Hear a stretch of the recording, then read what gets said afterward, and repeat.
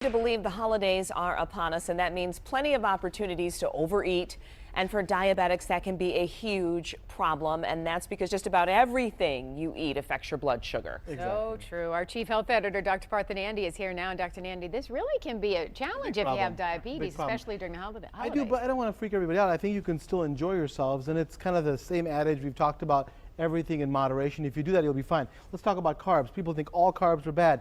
There are good carbs, right? So start off with veggies.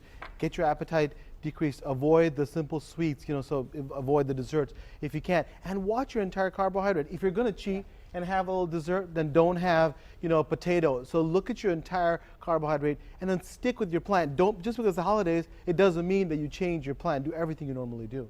So it's a little bit of give and take. Exactly. Okay, so what about protein? Protein's good. But I think, again, we think that all protein is good and a lot of protein is better. But for diabetics, it's the same. It's portion control.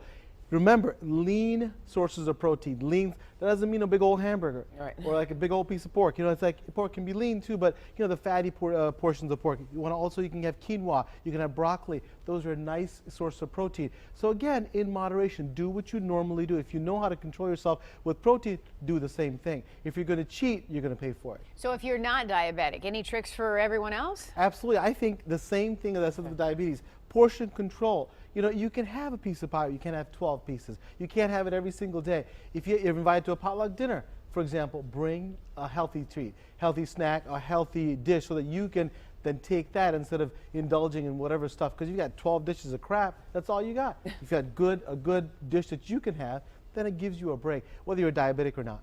But it's mental too, Doc, because this is like green light time. Everybody's ready to just throw down. Exactly. And no one's thinking about it. But you got to do what you do, and Carolyn does. You guys stay physically fit the entire year. Just because the holidays doesn't mean you give it up. So when you do eat, you also work out, stay physically and mentally and physically alert. Well, Dr. Nandi, we always appreciate you and your advice.